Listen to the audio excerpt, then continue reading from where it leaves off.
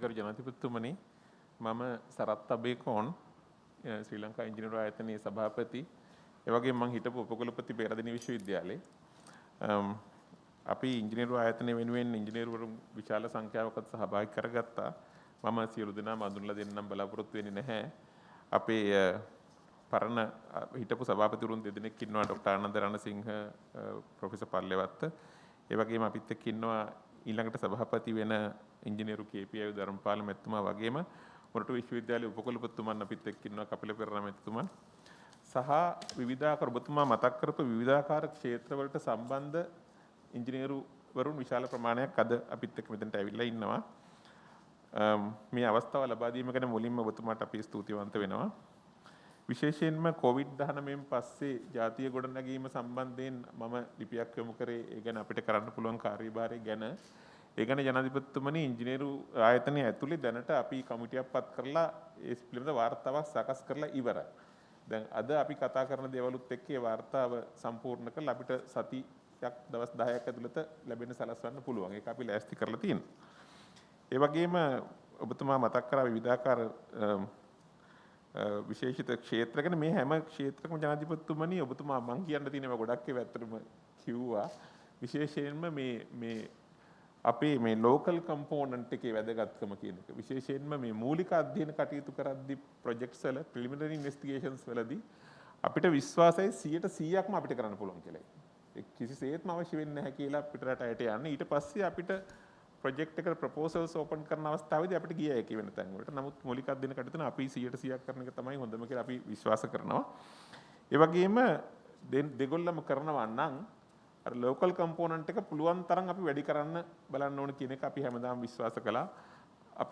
අපි ඉස්සර විශාල ඩෑම් හදන කාලෙත් අපි හිතුවා ලංකාවෙන් දාන ප්‍රමාණය ඇතුලේ සමහරට අපිට මුළු එකම කරන්න පුළුවන් කියලා. එහෙම අවස්ථාවල් තියෙද්දි තමයි සමහරලාට අපි පිටරටට ගියේ. ඇත්තටම අර මම තන්තිරිමලේ කිය වෙලාවේ දැන් අර පහළ තන්තිරිමලේ ඩෑම් ඒ ප්‍රොජෙක්ට් එක විශේෂයෙන් මේ හාමුදුරුවෝ එහෙම හරි උනන්දුයි. මට ඒ ප්‍රොජෙක්ට් මැනේජර්ත් හම්බුණා. දැන් ඒක 100%ක්ම අපිට කරන්න පුළුවන් එකක්. මම මේ ડોક્ટર ජයසුන්දරටත් කිව්වා අපි ඒකට අපේ සල්ලි යොදවලා ඊළඟ බජට් එකේදී මේක කරමු කියලා. ඒක නම් ඩිසයින් සුත් කළා ඇත්තේ මං හිතන්නේ ලංකාවෙම මං කිව්වේ ඒක අපි කාටවත් පිටට නොදී අපිම කරමු කියලා. ඒ වගේ ප්‍රොජෙක්ට්ස් ඒවත් මං හිතන්නේ දැන් කරන්න පුළුවන් ඕනම ප්‍රොජෙක්ට් එකක්. මොකද අපේ ඉංජිනේර්ස්ලා මේ ලංකාවේ ප්‍රොජෙක්ට්ස් කරලා තියෙනවා පිටරටත් කරලා තියෙනවා. දැන් ඒ දැනුම අපි ළඟ තියෙනවානේ. ඒ වගේම ජනාධිපතිතුමනි දැන් කන්සල්ටන්ට්ස්ලා කොන්ට්‍රැක්ටර්ස්ලාගේ සමහරට පුහුණු කිරීම අවශ්‍ය වෙනවා විටින් විට. ඒක අපි කරන්න ඕන. ඒක කරගත්තොත් අපිට ඔය හැමදේම ඊට පස්සේ කරන එක ලේසි වෙනවා. ඒ වගේම මේ අපි ඔය ගොඩක් වෙලාවට විශාල ප්‍රොජෙක්ට්ස් වලදී අපි ස්ටියරින් කමිටි එකක් දානවනේ ජනාධිපතිතුමනි. ඒ ස්ටියරින් කමිටි එකට ඉංජිනේරු සහභාගීත්වය ප්‍රොජෙක්ට් එක පටන් ඉවර කරන දක්වාම අතිශයින් වැදගත් වෙනවා. ඒක අපිට කරගන්න පුළුවන් නම් ලොකු දෙයක්. ඊළඟට විශාල වශයෙන් මම හිතුවා මේක අවසානයේටම තියාගත්තේ ජාතික සැලසුම් සෑදීමේ වැදගත්කම. නැෂනල් ප්ලෑනින් අවුරුදු 30කටවත් හදාගත්තේ නැත්නම් අපි මේ කරන දේවල් වල කිසිම තේරුමක් නැති වෙනවා ජනාධිපතිතුමනි. අපිට අවුරුදු 5න් 5ට වගේ ෂෝට් ටර්ම් ප්ලෑනින් හදන්න පුළුවන්. නමුත් අඩු ගානේ අවුරුදු 30කටවත් ප්ලෑන් කරොත් තමයි මේ ඉංජිනේරු ප්‍රොජෙක්ට්ස් ඉස්සරහට ගෙනියන්න පුළුවන් වෙන්නේ සාර්ථකව සහ කාර්යක්ෂමව. ඒ කටයුතු ටික තමයි මට මතක් කරන්න තියෙන්නේ මූලිකව. අපේ මේ විවිධ අංශ නියෝජනය කරන ඉංජිනේරුන් හැමතැනම ඉන්නවා. අපි මේ හැමදෙනාගෙම අදහස් විමසන්න පුළුවන් ජනාධිපතිතුමනි මේ අවස්ථාවේදී අපි රජයේ අංශය වගේම පෞද්ගලික අංශය නියෝජනය කරන ඉංජිනේරුන් විශාල ප්‍රමාණයක් අපිත් එක්ක අද ඇවිල්ලා ඉන්නවා. දැන් ඒ රේල්වේසුත් ඉතාමත්ම වැදගත් දෙයක් නේද? ඇත්තටම අපේ සර්විස් එකක් ජනතාවට දෙන්න පුළුවන් හොඳ සර්විස් එකක් දෙන්න පුළුවන් තැනක්. ඉතින් දැන් මේකේ ඉන්ෆ්‍රාස්ට්‍රක්චර් වල තියෙන ඩෙවලොප්මන්ට් ඒ කියන්නේ සිග්නලින් ට්‍රැක් එකේ සූටබිලිටි ඒවා ඉම්ප්‍රූව් කරන ගමන්ම දැන් මේ පහසුවෙන්ම කරන්න පුළුවන් මේ ලොකොමොටිව්ස් වල තියෙන තත්ත්වය හොඳ විදියට ගෙනියන්නට පුළුවන් එක මම හිතන්නේ ඒ වගේ ඒවා අපි ධෛර්යමත් කළා අපිම කරන්න පුළුවන් මොකද අපි දන්නවා මං හිතන්නේ අහලා තියෙනවා රේල්වේස් වලට හොඳ වර්ක්ෂොප් එකක් තියෙනවා කියන එක. ඉතින් නමුත් මං හිතන්නේ මේවා අපි හරි අන්ඩර් යුටිලයිස් නේ. මේවා කොහොමද අපි හරි විදියට ගන්නෙ හදාගන්නේ කියන එක.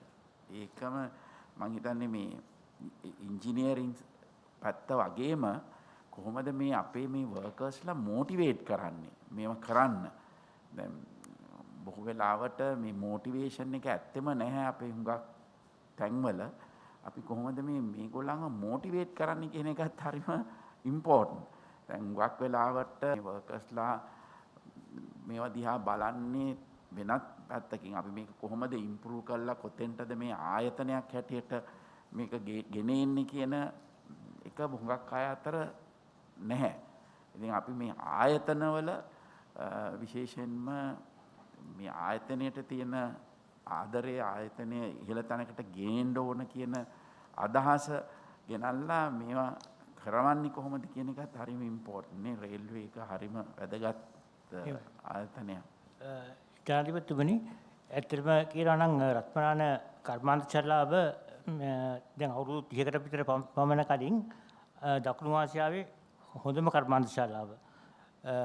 නමුත් දැන් තියෙන ප්‍රශ්නේ නම් මම දුම්රිය සාමාන්‍ය අධිකාරී හැටියට මම 2005 විශ්‍රාම ගියා. මමත් හිටපු සභාපති කෙනෙක් ශ්‍රී ලංකා ඉංජිනේරු ආයතනයේ. එතකොට දැන් මේ දවස් දැන් මට විශ්‍රාම යනකොටත් සමහර කර්මාන්ත ශාලා ඊතර තියෙනවා 50ක් විතර ඇතුලේ. ඒ කර්මාන්ත ශාලා සමහර කර්මාන්ත ශාලාවල තියෙන මැෂින් අපේ බ්‍රිතාන්‍ය කාලේ දාපු මැෂින් තියෙන්නේ. ඉතින් ඒවා ඇත්තෙන්ම දැන් හුඟක්ම පරණයි. ඒවට සමහර වෙලාවට පාර්ට්ස් ගන්නත් හුඟක් අමාරුයි. ඒ පාර්ට්ස් ටර්න් අවුට් කරන්නේ කර්මාන්ත ශාලාවෙමයි. ඉතින් ඒවා ඉක්මනටම කැඩෙනවා. ඒ වගේ ප්‍රශ්න කීපයක් තියෙනවා. නමුත් වැඩ කරගෙන යනවා තාම. ඉතින් එතකොට ලෝකොමොටිව්ස් ගත්තොත් එහෙම ලෝකොමොටිව්ස් සමහර ලෝකොමොටිව්ස් තියෙනවා දැන් අවුරුදු 60ක් විතර පරණයි. M2 එක තාම ක්‍රියාත්මක කරනවා. ඉතින් ඒ ඇත්තම අපිට සතුටු වෙන්න පුළුවන් අපේ ශ්‍රමයෙන්ම ඒවා දුවනවායි කියලා. ඒ කියන්නේ දැන් ඇත්තම ওই සුනාමිය කාලේ ඔය M2 ලෝකොමොටිව් එක තමයි ගහගෙන ගියේ. ඊට පස්සේ මේ මම ඒ වෙලාවේ ඒක මම විශ්‍රාම ගියා. නමුත් ගුණරුවන් මහත්මයා පසුව GMR වුණාට පස්සේ ලෝකොමොටිව් එක සම්පූර්ණයෙන්ම රීහැබිලිටේට් කෙරුවා. රීහැබිලිටේට් කළා අපෝ පාරට දැම්මා. දැන් ඒකම මම කියන්න කැමතියි 1957 ඉඳන්ම මම රේල්ුව ගැන දන්නවා. මම රේල්ුවෙන් වැඩ කරුවට ඒ වෙලාවේ තිබුණු ජල ගැලීම් වල අපි කොහෙන්වත් ආධාර ගත්තේ නැහැ. ඒ කියන්නේ රේල්ුවම ගොඩ ගත්තා. ඒ කියන්නේ ඒකම ඩබල් ටැක්ස් අපි කරලා තිබුණා. එතකොට මිහින් තඩේට ලයින් එකක් දාලා තිබුණා. එතකොට තව බංගදෙනිය ඉඳන් කුත්තලමට ලයින් එක දීර්ඝ කෙරුවා. ඒකම අරුවක් කාලු ක්ලේ ෆීල්ඩ්ස් වලට ලයින් එක දීර්ඝ කරලා තියෙනවා. ඉතින් අපිට ඩබල් ටැක්ස් ඔක්කොම කරන්න පුළුවන්. දැන් ඒ වගේ ප්‍රොජෙක්ට්ස් ඔක්කොම යන්නේ මේ විදේශ ආධාරය යටතේ තමයි ඔක්කොම යන්නේ. මට හිතා ගන්න බෑ ඇයි එහෙම විදේශ ආධාරය යටතේ මේ වගේ ප්‍රොජෙක්ට්ස් කරන්න කියලා. මේ ඔක්කොම ප්‍රොජෙක්ට්ස් කරන්න පුළුවන් අපේ ලංකාවේ සල්ලි වලින්. සිග්නලින් උත් ඒ වගේමයි. දැන් සිග්නලින් අපි පොල් ගහවෙන් ඉඳන් රබුකන්ට ඩබල් ට්‍රැක් එකක් දාලා සිග්නලින් කෙරුවා. එතකොට මේ මගේ කාලේ අපි පාන්දුර ඉඳන් කළුතරට ඩබල් ට්‍රැක් එකක් දාලා ඒකම සිග්නලින් කෙරුවා. ජායලයින් කඩාලයි රාගමින්දන් ජායට සිග්නලින් දාලා ඩබල් ට්‍රැක් එකක් කෙරුවා. ඉතින් ඒ වගේ හුඟක් වැඩ කරන්න පුළුවන්. එතකොට ඇත්තම කියනවා නම් සුනාමිය කාලේ මේ අපේ ජයසුන්දර මහත්තයා තමයි හිටියේ ආචාර්ය ජයසුන්දර මහත්තයා තමයි හිටියේ මහා භාණ්ඩාගාරයේ මේ සෙක්‍රටරි හැටියට. මහත්මයා දන්නවා අපි දින 58කින් අපේ ශ්‍රමයෙන් මේ නැවත දුම්රිය පාරේ බාර දුන්නා. ඉතින් ඒ වගේ ලොකු රිසෝසස් වගේ රිසෝසස් තියෙනවා දෙපාර්තමේන්තුවේ. නමුත් ඒ රිසෝසස් හරියට පාවිච්චි වෙන්නේ නැහැ.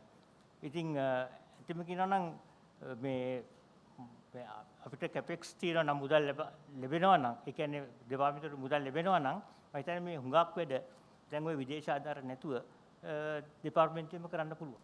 සේවාවක් වශයෙන් කියමු යන පෙට්ටි එහෙම වල තත්ත්වය ඒවා අපිට මේ ඩේලි මේන්ටනන්ස් වගේ ඒවා වුණත් පහළ වැටිලා තියන්නේ ඒවා අපි කොහොමද පුළුවන් කියන්නේ යම් කිසි කෙනෙක් මේකේ එනවා නම් එයාට හොඳ තත්ත්වයක් ඇත්තටම මං හිතන්නේ දැන් අපි පොඩි කාලේ රුහුණු කුමාරී එනවා මාතරේ ඉඳලා කොළඹට. ඒ දවස්වල තිබුණු ස්ටෑන්ඩඩ් එක දැන් නැහැ වගේ ඇත්තටම. ඉතින් ඇයි අපිට ඒවා ඒ ස්ටෑන්ඩඩ් එක ගන්න බැරි දැන්? දැන් ඇත්තම කියනවා නම් 1990 ඉඳන් ජනාධිපතිතුමනි අපි ගියා මේ රුමේනියන් සෙට්ස් වලට ගියා. ඊට ඉස්සෙල්ලා තිබුණේ ඔක්කොම බ්‍රිතාන්‍යයෙන් ගෙනාපු කෝචස් තමයි තිබුණේ. 1990 ඉඳන් රුමේනියන් සෙට්ස් වලට ගියාම රුමේනියන් සෙට්ස් වල ඉතින් මේ අන්ඩර් ෆ්‍රේම් එක එහෙම ටිකක් දුර්වලයි. එතකොට මේ සස්පෙන්ෂන් එකත් දුර්වලයි. ඉතින් ඒවා ඉක්මනටම රිප්ලේස් කරන්න වෙනවා. ඉතින් එතකොට ඒවට නඩත්තුවට බඩු වෙලාවට එන්න ඕනේ. ඒ වගේ ප්‍රශ්න කීපයක් තියෙනවා. ඉතින් නැතහොත් ඉතින් නැත්තම් දෙපාර්තමේන්තුව ඇතුළේ වර්ක්ෂොප් එකේදී වැඩ වෙනවා. දැන් සාමාන්‍යයෙන් 2005 මම විශ්‍රාම යනකොට එක මාසයකට මේ මැදිරි 30ක් 35ක් විතර එළියට දානවා. එකපාරක් තිබුණා මේ සම්පූර්ණයෙන් කන්ඩෙම් කරව මැදිරි වගේක් තිබුණා. ඒ කියන්නේ අලුතෙන්ම හදලා නෑ මේ කියන්නේ මේ අපි ඒ කියන්නේ සර්විස් එකෙන් අයින් කරපුවා අපෝ රිපෙයාර් කරලා 30ක් විතර ඉඳ දානවා. ඒකෝට සර්විස් එකෙන් සම්පූර්ණයෙන් අයින් කරපුවක් තිබුණා. ඒ වෙලාවේ ගුණුවන් මහත්තයා මාත් එක්ක වැඩ කරුවා හිටියා. ඒ මහත්තයාත් ට්‍රෙෂරි එකෙන් මුදල් අරගෙන අපි පෙට්ටි 50 අලුතින්ම හැදුවා. ඒ කියන්නේ මේ කියන්නේ අන්ඩර් ෆ්‍රේම් එක සම්පූර්ණයෙන්ම වෙල්ඩින් කරලා ඊට පස්සේ සම්පූර්ණයෙන්ම ගොඩගත්ත සුපර් ස්ට්‍රක්චර් සම්පූර්ණයෙන්ම හදලා මේ අපි සර්විස් එකට දැම්මා. ඒ වගේම මේ වෙලාවේ මේ ඒ දවස්වල අර ඔබ්සර්වේෂන් සිලුන් කීට එකක් තිබුණා. ඒක තමයි ගියේ අප් කන්ට්‍රි මේ උඩට මාර්ගයේ. ඒක තිබුණේ සීට් 20 ගානයි තිබුණේ.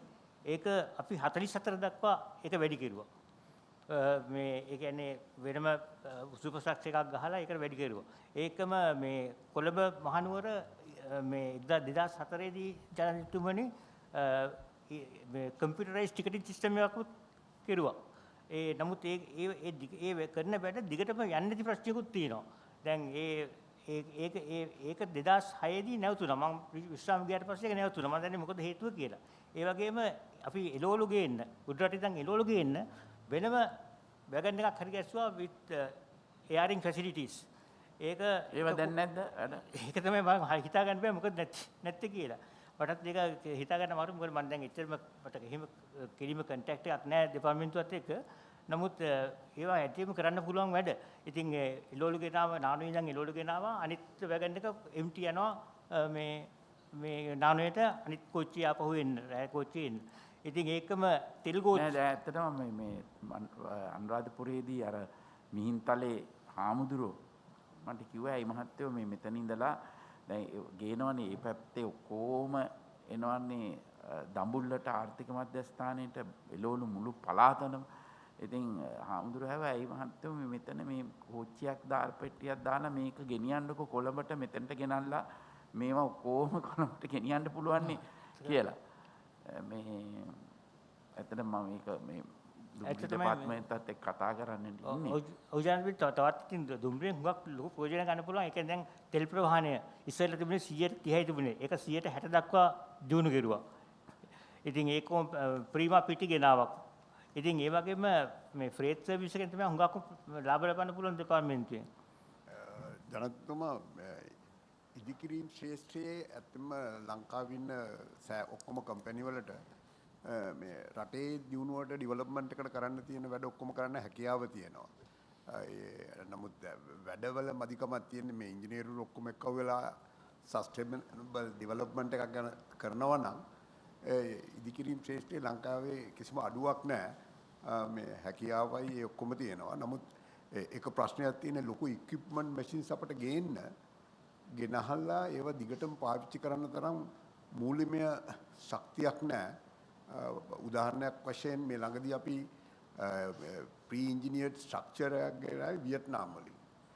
ඒක ගේන්න අවසර දුන්නා. නමුත් ඒක ගෙනාවි වියට්නාම් වලින්. මට මතකයි 1990 දී වියට්නාම් වලින් ඉංජිනේරු කණ්ඩායමක් ලංකාවට ආවා.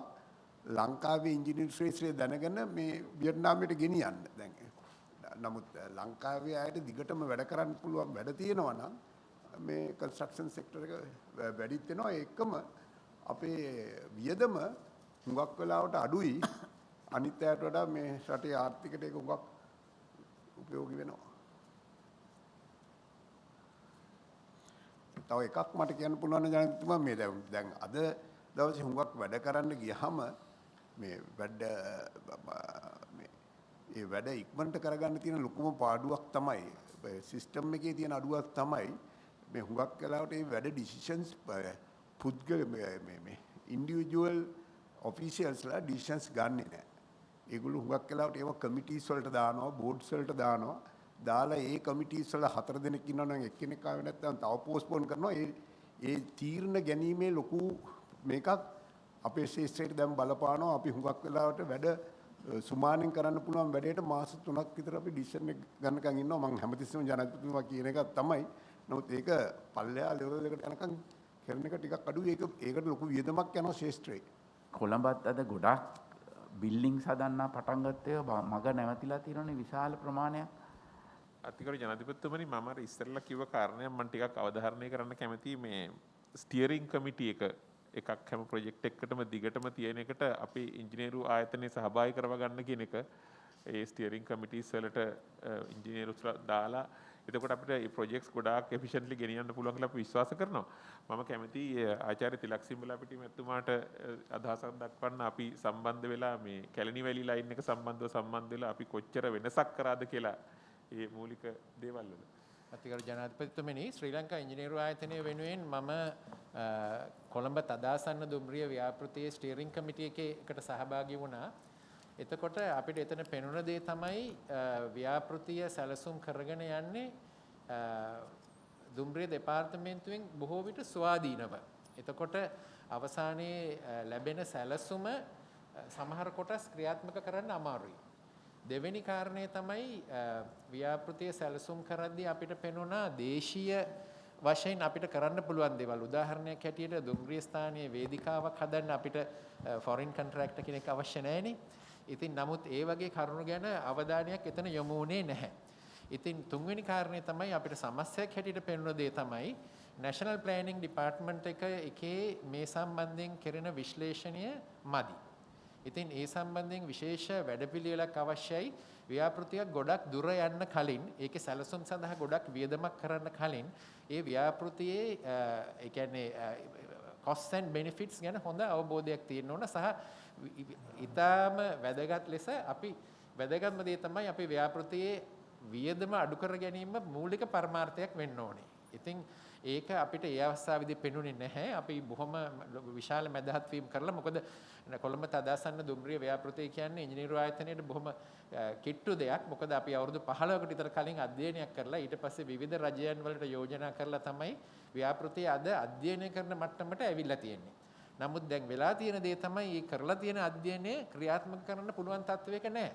ඒක මිලියන් 1500ක ව්‍යාපෘතියක්. කැලණි මිලියන ඩොලර් මිලියන 1500ක ව්‍යාපෘතියක් කැලණි වැලි සඳහා පමණයි.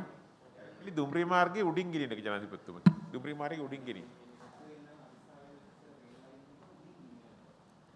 ඉතින් ඒක අති විශාල වියදමක්. අපි හිතනවා ඒක අපේ ආර්ථිකයට දරන්න බෑ කියලා. අපි කොයිතරම් කැමති වුණත් මේ දුම්රිය සේවය දියුණු කරන්න. ඉතින් ඒක නිසා ඒකට විකල්ප මිලාඩු රේල්වේ එකෙන් කරන්නේ නැහැ. ඒක එහෙම තාම ප්‍රොජෙක්ට් එක එහෙම කරලා ස්ටඩි කරපු එකක් නේ. අතිගරු ජනාධිපතිතුමනි මම ඉංජිනේරු ආයතනයේ සමාජිකයෙක් නෙමෙයි. නමුත් මාතෘකාව දුම්රිය සහ මාව පත් කරලා තිනවා මේ මාවයි අපේ මේ මහත්තුරු දෙන්නවයි ප්‍රාග්ධන ව්‍යාපෘති පිළිබඳව සමාලෝචනය කරන්න ඔබතුමාගේ කැබිනට් තීන්දුවක් යටතේ.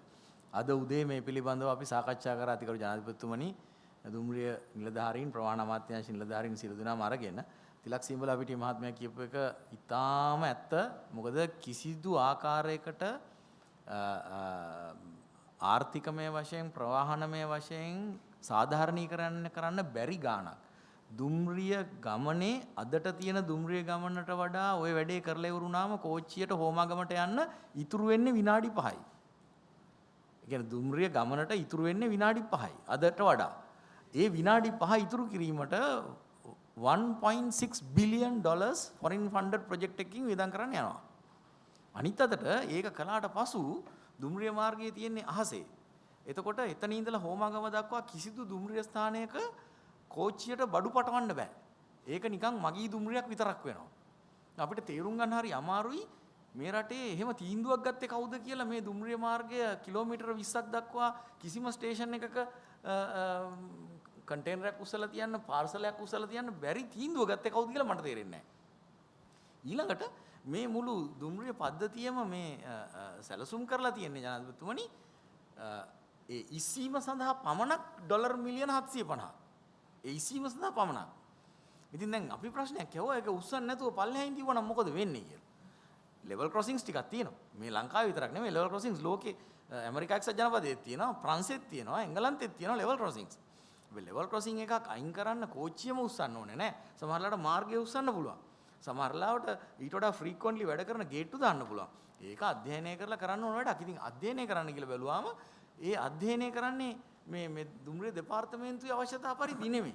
ඒක ඩෝන කෙනෙක් මෙහෙවනවා ඒගොල්ලන්ගේ ප්‍රොජෙක්ට් එකට අදාළ ආකාරයට. ඉතින් අපි දැක්ක දේ තමයි ඉංජිනේරු ආයතනයේ මැදිහත් වෙලා ප්‍රශ්නයක් අහපු නිසා 2500ක් ඩොලර් මිලියන වියදම් කරන්න තිබිච්ච දෙයක් 1400 දක්වා අඩු වෙලා.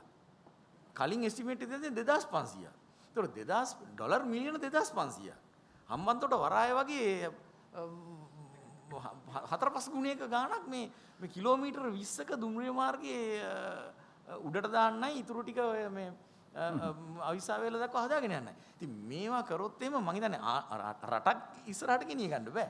ඒ වගේම දැන් අද තව කතා කරා මහනුවරට feasibility study එකක් දීලා feasibility studies වලට ණය ජනාධිපතිතුමනි. මට තේරෙන්නේ ඩොලර් මිලියන 5.5ක ණයක් අරගෙන feasibility study එකක් කරනවා.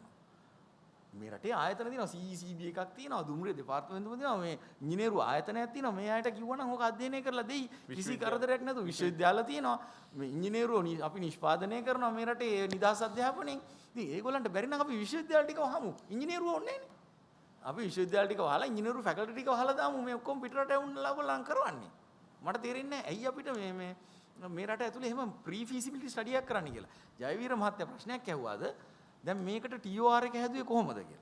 ඩීටේල් ෆීසිබිලිටි එකට ඩීටේල් ඩිසයින් එකටයි ෆීසිබිලිටි එකටයි ඔක්කොටම ඩොලර් මිලියන 5මාරකට TOR එකක් දීලා. ඒතකොට TOR එක හදපු එකට ප්‍රී ෆීසිබිලිටි එකක් නැහැ. අහුවාම ප්‍රී ෆීසිබිලිටි එක කෝ කියලා එහෙම එකක් හදලත් නැහැ. මෙන්න මේ විදිහට ඊටාම අවිධිමත්ව තමයි පෞගිය කාලේ ඔය ව්‍යාපෘති සැලසුම් කරන වෙලා තියෙන්නේ. මම හිතන්නේ අබේකෝන් මහත්තයා කියපු එක හරි. ජනාධිපතිතුමනි මේකේ මූලිකම ප්‍රශ්නේ තියෙන්නේ අපේ රටේ දේශීය යන්ත්‍රණයක් ඇතුලේ මේ සංවර්ධන කටයුතු ටික පෙළගස්සන්න අපි වහාම ක්‍රියාත්මක කරන පරිදි වැඩපිළිවෙලක් ගේන්න ඕන. දුම්රිය විතරක් නෙමෙයි අපිට අනිත් ආයතන වලත් ඕක දකින්න හම්බෙයි කියලායි මට හිතෙන්නේ මේ දුම්රිය විතරයි අපි මේ අත්දැකීම දැක්කේ. එතකොට මේ පද්ධතිය තුල මට හිතෙනවා ජනාධිපතිතුමනි කරන්න පුළුවන් එක දෙයක් තමයි 100ට 1ක් 2ක් 3ක් අපේ බජට් ඩෙෆිසිට් එක දල ජාතික නිෂ්පාදිතයෙන් වැඩි වුණාට ඒක එච්චර ලොකු පාපයක් නෙමෙයි. මේ ෆොරින් ඩොලර්ස් වලින් ණය වෙන එකෙන් අපි පුළුවන් නම් මිදෙමු. ලෝකල් ෆන්ඩින් වලින් රට පොඩ්ඩක් ලෝකල් ණය වැඩි වුණාට අපිට ටැක්සේෂන් වලින් වෙන මොකකින් හරි ඔක පියව ගන්න පුළුවන්. ෆොරින් වලින් ගියාම බිස්නස් උත් අපිට නැහැ. බිස්නස් එක පිට රටට. දැනුම අපිට එකතු වෙන්නේ නැහැ. අත්දැකීම් එකතු වෙන්නේ නැහැ. අපේ කර්මාන්තකරුවන්ට මේකේ ව්‍යාපාරයක් අර අමතර දෙයක් එකතු වෙන්නේ නැහැ. අවසානයේදී රට ණය වෙලා ගෙවනවා. ඉතින් මේ තත්ත්වය අද අපි අත්දැක්කම හොඳට. ජනාධිපතිතුමනි මේ මම මහවැලි වාරි මාර්ග කෘෂිකර්ම දෙපාර්තමේන්තුවේ අමාත්‍යාංශ ලේකම්තුමා හැටියට මෙතුමාලා කියපු දේවල් 100%ක්ම හරි කියලා කියන්න කැමතියි. දැන් මේ අමාත්‍යාංශේ බාරගත්තට පස්සේ මේ අමාත්‍යාංශ 4 මේ ගැන මම දීර්ඝ මේ අධ්‍යයනයක යෙදුණා. ඒ අවස්ථාවේ මේ කියපු සෑම දෙයක්ම ඇත්තටම හුඟක් දේවල් අපි හොයාගත්තා. ඒ සම්බන්ධයෙන් මම දොස්තර පීපී ජයසුන්දර මැතිතුමාත් එතකොට අපේ ට්‍රෙෂරි සෙක්‍රටරි සමග දීර්ඝ ලෙස සාකච්ඡා පැවැත්වුවා මේ වෙන මේ ධනස්කන්ධ මේ නාස්තිය කොහොමද වළක්ව ගන්න කියන එක. දැන් උදාහරණයක් හැටියට අපිට දැන් මේවට මට දැනටම කියන්න පුළුවන් මේ වෙච්ච දේවල් මේ මෙතුමාලා සඳහන් කරපු උදාහරණයක් හැටියට ඔබතුමා කිව්වා මේ අපේ ඇලහැර වතුර ගෙනියන එක සම්බන්ධයෙන්. දැන් මේ ප්‍රොජෙක්ට් එකේ මොරගහ කන්ද හැදුවට පස්සේ පළවෙනි තීරණය ඊළඟට ඩොලර් මිලියන් 675ක් අපි ADB බැංකුවෙන් ලබාගෙන වතුර උතුරට ගෙනියෑමේ ක්‍රමවේදයක් සකස් කරලා තිබිලා තියෙනවා. එතනදී වෙන්නේ මොරගහ කන්දෙන් කිලෝමීටර් 17ක් ඕපන් කැනල් එකක ගිහිල්ලා ඊට පස්සේ රක්සිතේ හින්දා ටනල් එකකින් කිලෝමීටර් 28ක් යනවා හුරුළුවැවට. හුරුළුවැවින් යකල්ලට ඇවිල්ලා ලකල්ලේ නාච්‍යදුව නාච්‍යදුවෙන් මහ කනදරාවට ඇවිල්ලා එතනින් ඒරුවැවට ඇවිල්ලා ඒරුවැවින් නුවරවැවට යන්න. ඊට පස්සේ එක්සස් වෝටර් යන්න හදලා තිබ්බා. ඒ ප්‍රොජෙක්ට් එකේම කෑල්ලක් බෝවතැන්නෙන් යන වතුර ටික ටනල් එකකින් ගිහිල්ලා නාලන්ද නාවුල ගිහිල්ලා වෑමැඩිල්ලට ගිහිල්ලා එතනින් දේවහුවෙන් ක්‍රොස් කරලා වාරිය පොළට ගිහිල්ලා පොල්පිටිගම මේ ප්‍රදේශයේ වැව් 350කට වතුර දෙන්න. ඉතින් මේක දැන් මේ අවුරුදු 4කට ඉස්සෙල්ලා ඩොලර් 675ක ප්‍රොජෙක්ට් එකක් හැටියට තමයි තිබිලා තියෙන්නේ. ඒතකොට මේ සම්බන්ධයෙන් කන්සල්ටන්ස්ලා හැටියට ඉදිරිපත් වෙලා ඉන්නවා මේ විදේශීය කට්ටියක්.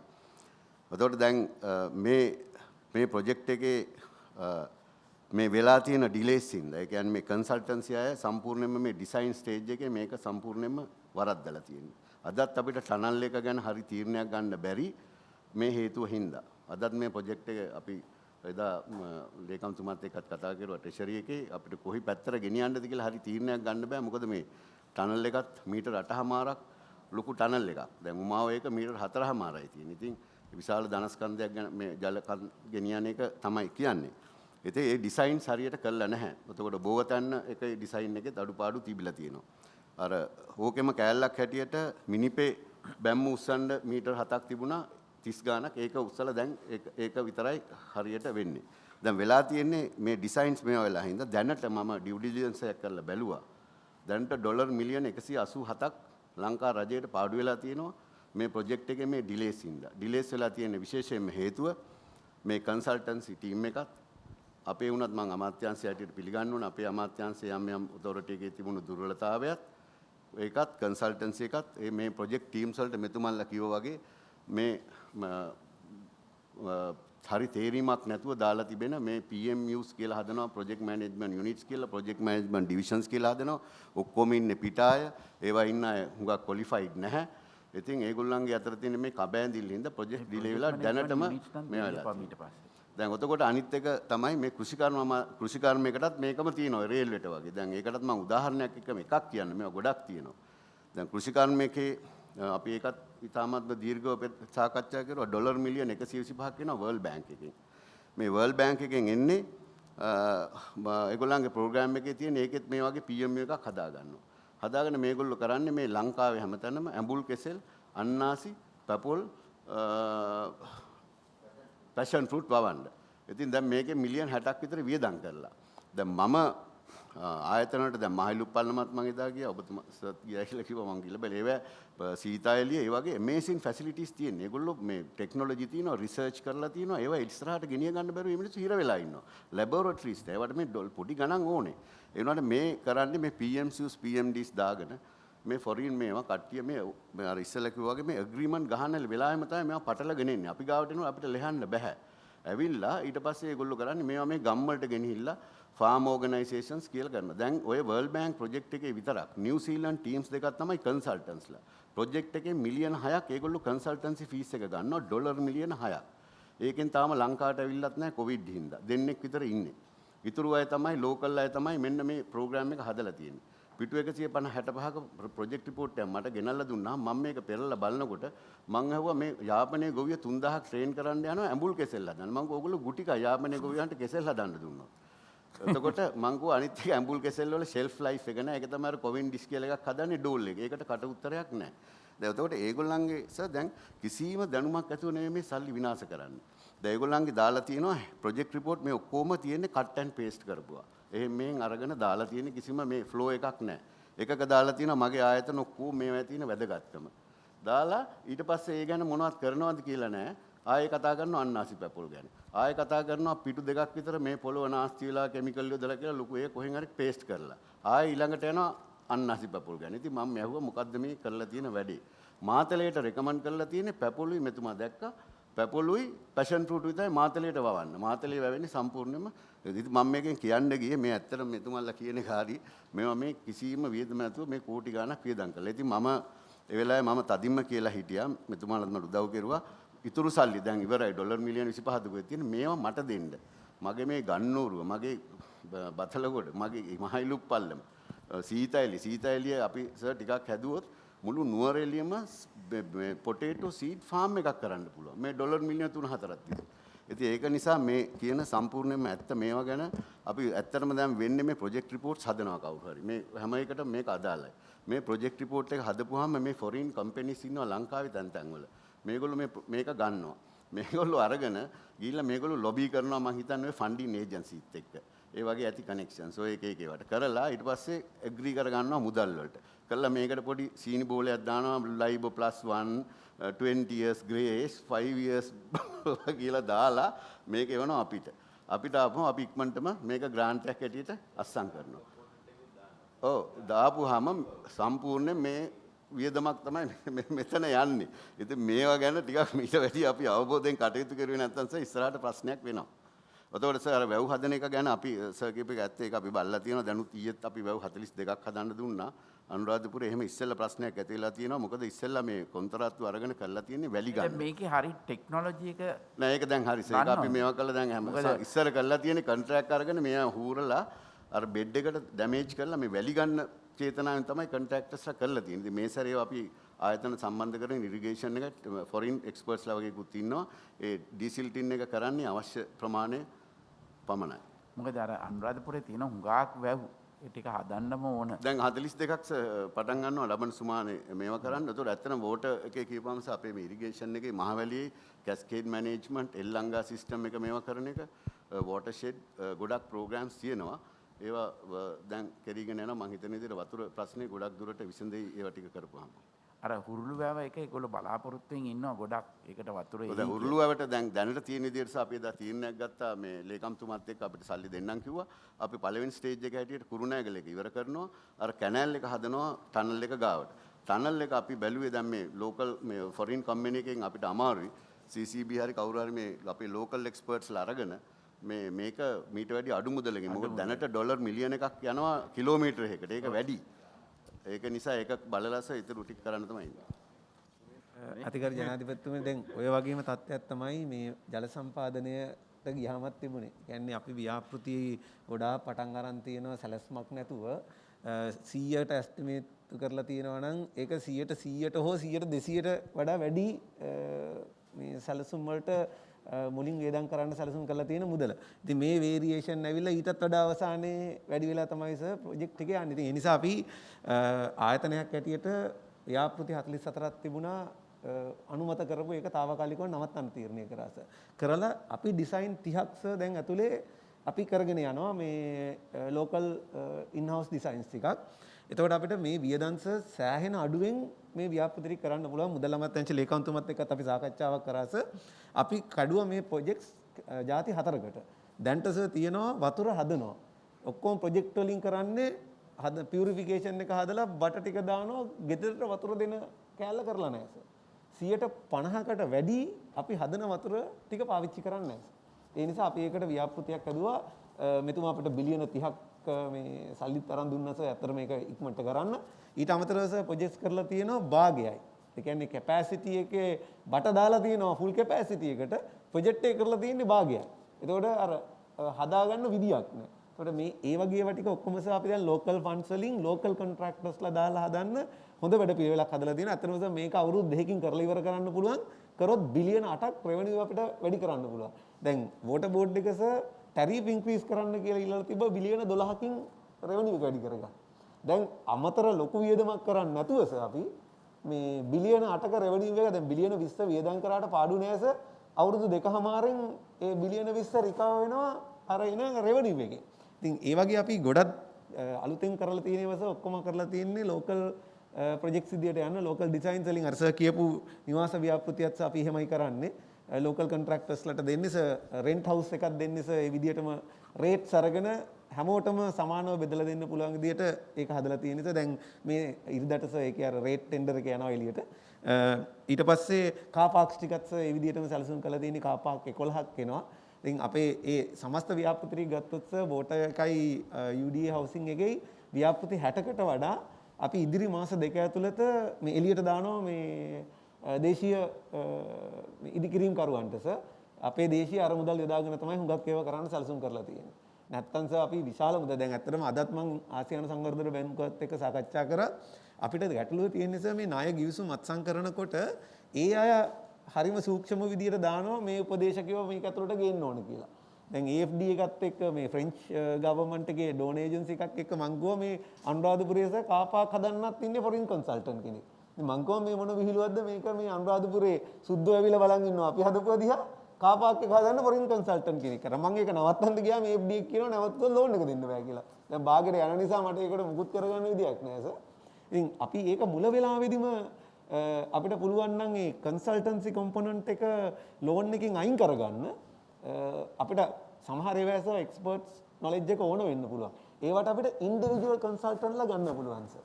ඒ විදිහට ගියොත් එහෙම අපිට සෑහෙන සේවිං එකක් මේ ප්‍රොජෙක්ට් කන්සල්ටන්සි වල ප්‍රොජෙක්ට් කොස්ට් වලින් හදා ගන්න පුළුවන්. මේ කන්සල්ටන්ට්ලා සර් වැඩ කරන්නේ ලංකාවේ ඉඳන් නෙමෙයි. ලංකාවෙන් ගන්නවා පොඩි කවුරු හරි ටිකක් එකතු කරගන්නවා. පිටරට තමයි ඒගොල්ලෝ ඉන්නේ බහුතරයක් කට්ටිය. ඉතින් ලංකාවේ පරිසරයවත් දන්නේ නැහැ සර් සමහර ව්‍යාපෘති වලට ගියාම. ඉතින් මේක ඇත්තටම අපේ ඉංජිනේර්ස්ලාට කරන්න පුළුවන් දෙයක්. ඉතින් ඕක මං හිතන්නේ අපි ඩිසිෂන් එකක් අරන් අර ඒ සමහර කොම්පොනන්ට් පාලනය කරගත්තොත් ගිවිසුම අත්සන් කරන වෙලාවෙදිම කරගන්න ඕනේ සර්. ගිවිසුමට දැම්මට පස්සේ සර් අපි අසරණ වෙනවා මොකුත් කරගන්න බෑ. ඉස්සරහට ඒක කරොත් මං හිතන්නේ ඊට වඩා දෙයක් කරන්න පුළුවන් අපිට sir. President, sir, I would like to speak in English. I have a list of 11 projects here. 5 of them have been done by the Sri Lankans, 6 have been done by the foreigners. The ones which have been done by the foreigners is 6 times or 4 times the cost of our estimate. And the ones which we have done is 1/3 or 1/4 of the foreign estimate. I like to table this one. So in this one, we have done Madurai. This is a very good example for all of you engineers. I am the oldest guy here, 79. So some of you must be 55.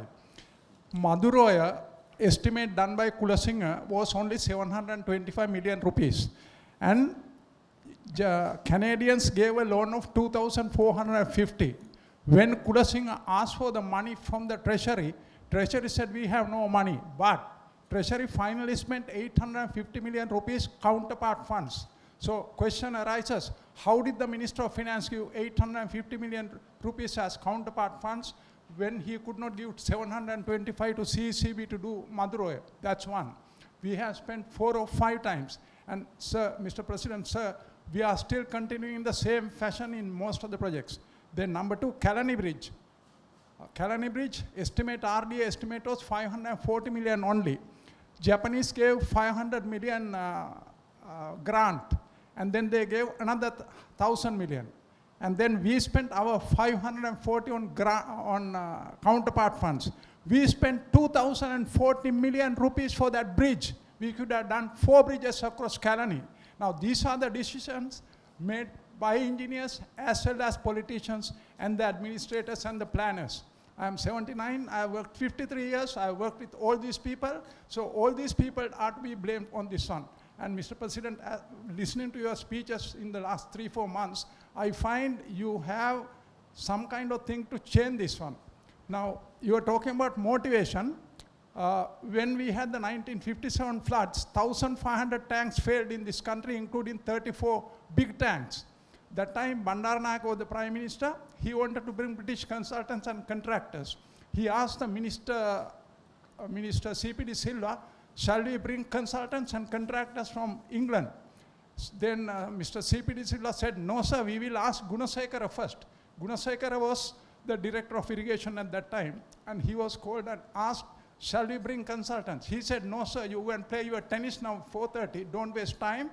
You give me the rupees, I'll do the job. And sir, in the next 10 months, all the tanks, 1,500 were repaired so that they could get the water raining in the next monsoon. That's the biggest engineering feat this country has ever seen. But that time, Director General Irrigation, we had only 100 engineers and 100 TAs in the irrigation department. Today we have 381 engineers and I don't know whether 1,000 or 1,500 middle-level technical people.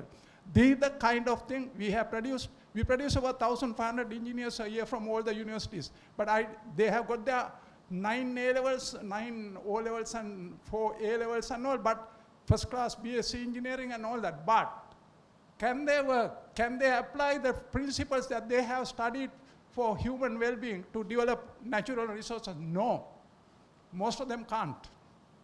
As somebody said, we should stop teaching engineering. Then sir, Minive RB Canal, 600 million was our estimate, and the Italians got the contract for 1,200. Then Minipe Nagadepa irrigation. So this is about me. Tamangana kinaka parabaya karnak euna me kiandore. Minipe Nagadepa 455 million was the estimate of the Japanese consultants. SDNCC estimate was 155. I was the chairman of the SDNCC.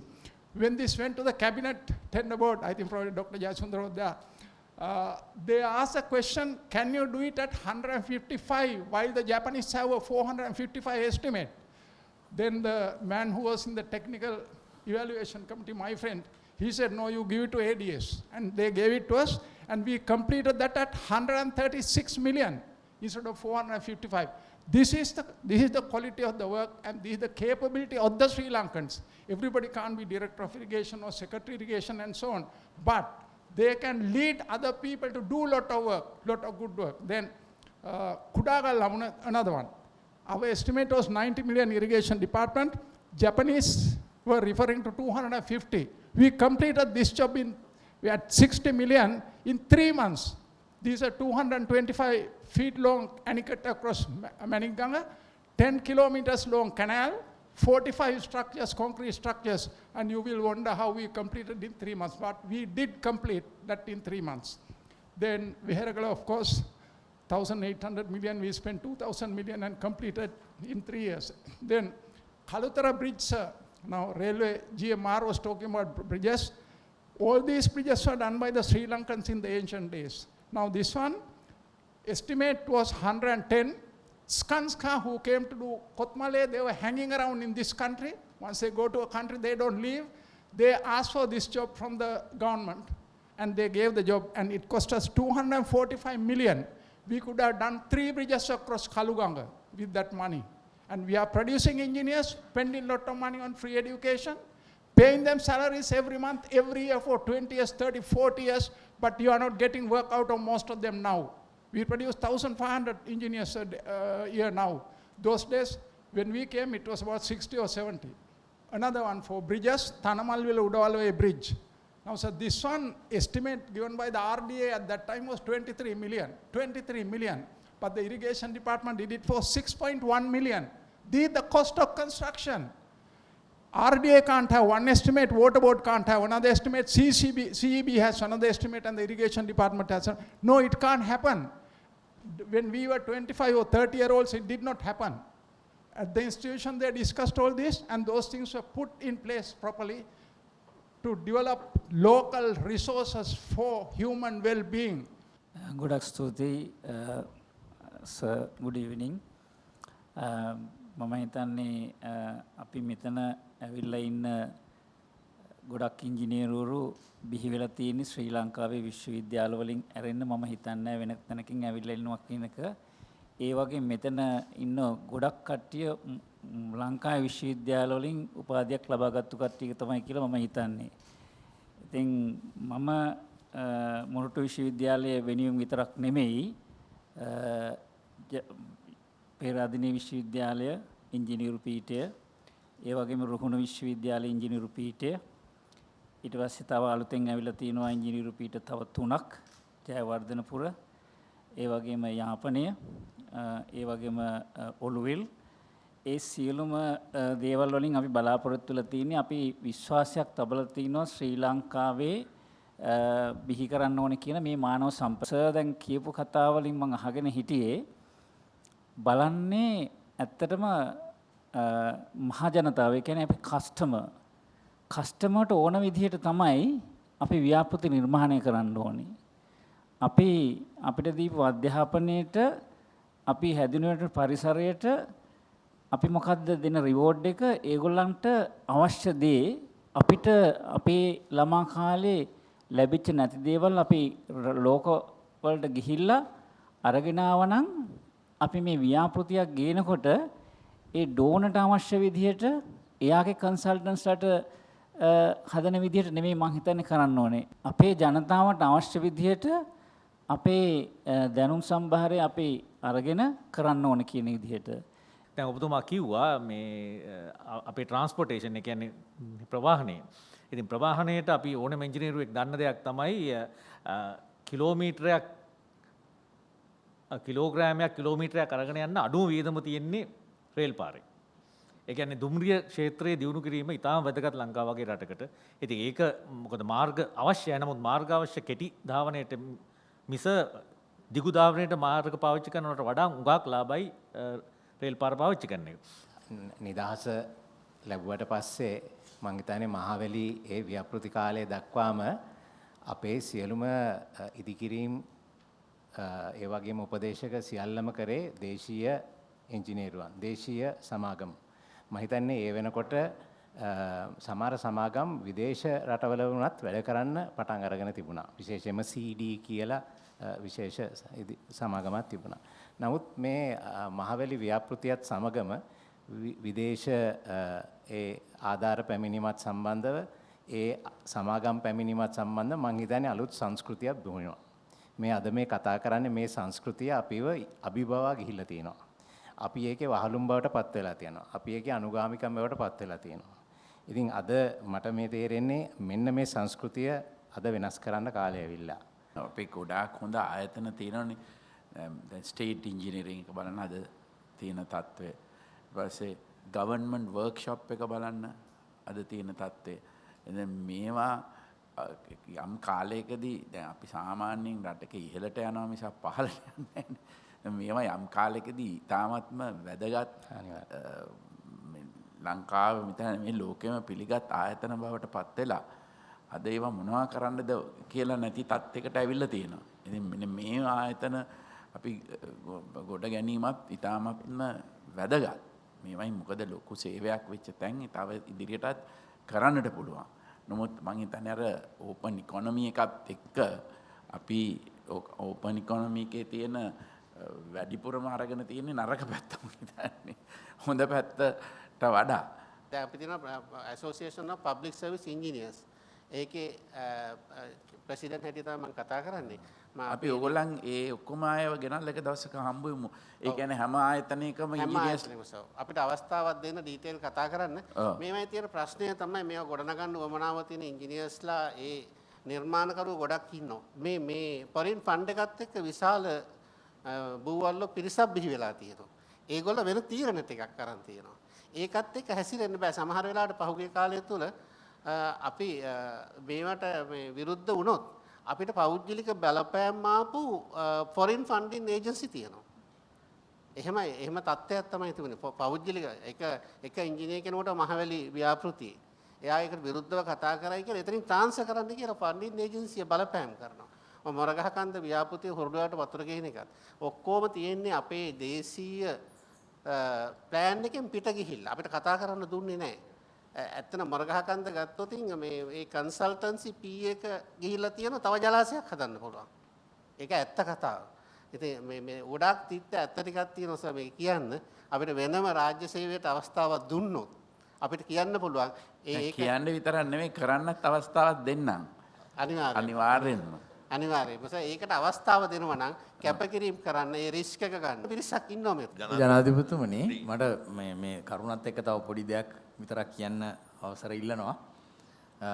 මේ කතා කරපු සමස්තය පිටිපස්සේ මම හිතනවා ඉංජිනේරු මහතුරුන්ගේ කියපු දේවල් රාජ්‍ය සේවයේ ඉංජිනේරු මහතුරු මොටිවේට් වීම ගැන.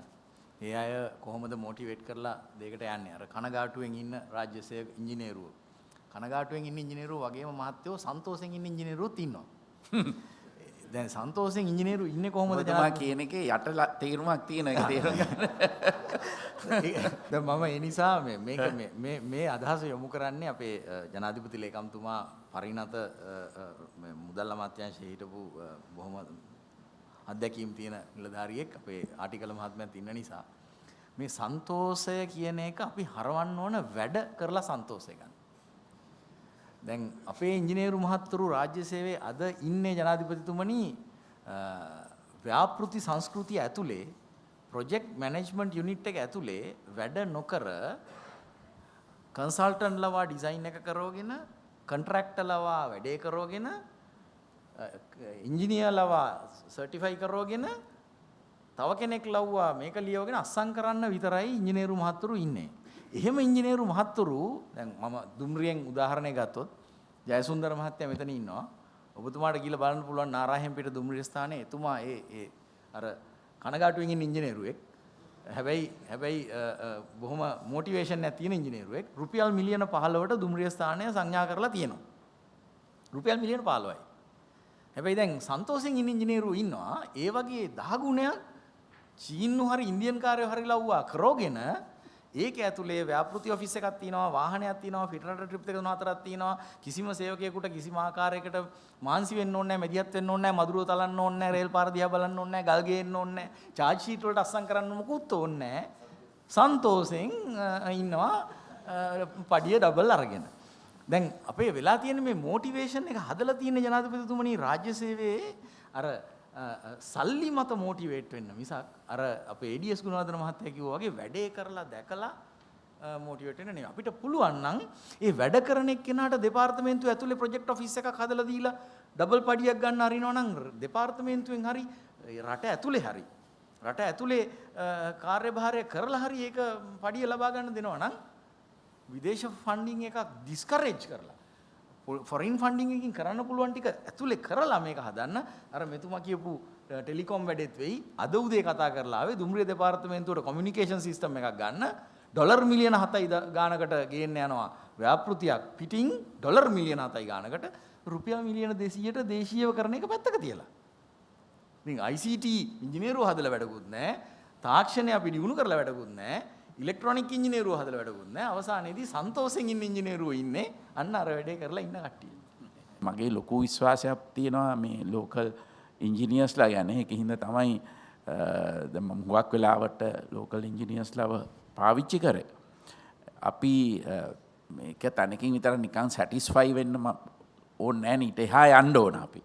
ආර්ථිකයක් ගොඩනගනවා කියන එකේ මම නම් විශ්වාස කරන්නේ ජනතාවගේ ලිවිං ස්ටෑන්ඩඩ් එක ඉහළට ගේන්න හැම මිනිහාගේම. ඒකනේ නැත්තම් ඉතින් ඩෙවලොප්මන්ට් එකක් නැහනේ. මේ මීටින් එකේ මම බලාපොරොත්තු වෙන්නේ විශේෂයෙන්ම අද තියෙන මේ අභියෝගත් එක්ක මම මේක බාරගත්ත වෙලාවේ තිබෙන අභියෝගයට වඩා 10 ගුණයකින් අභියෝගය වැඩි වෙලානේ මේ කොවිඩ් එක හන්දා මුළු ලෝකෙම වෙනසක් ඇති වෙලා වෙනත් තැනකට අද ඇවිල්ලා තියෙනවා. ඉතින් ඒකෙදි මම බලාපොරොත්තු වෙන්නේ විශේෂයෙන්ම මේ ඉහළම මට්ටමේ ඉන්න ඉංජිනේරුවරුන්ගෙන් ඉල්ලා හිටින්න ඕගොල්ලන්ගේ අදහස් ඉදිරිපත් කරලා ක්‍රියාත්මක කරන වැඩපිළිවෙලකට යෝජනා ගෙනෙන්නට කියලා. ඒ කියන්නේ කොහොමද මේ තත්ත්වෙන් දැන් ඔබතුමා කිව්වා වගේ මොන විදියටද අපි රජයක් හැටියට ප්‍රතිපත්තිවල වෙනසක් ඇති කිරීමට හෝ ක්‍රියාකාරීත්වය වෙනස කිරීමට කළ යුතු දේවල් පිළිබඳව මේ ඒ අදහස් සහ උපදෙස් ඉදිරිපත් කරන්න කියන එකට තමයි මම බලාපොරොත්තු වෙන්නේ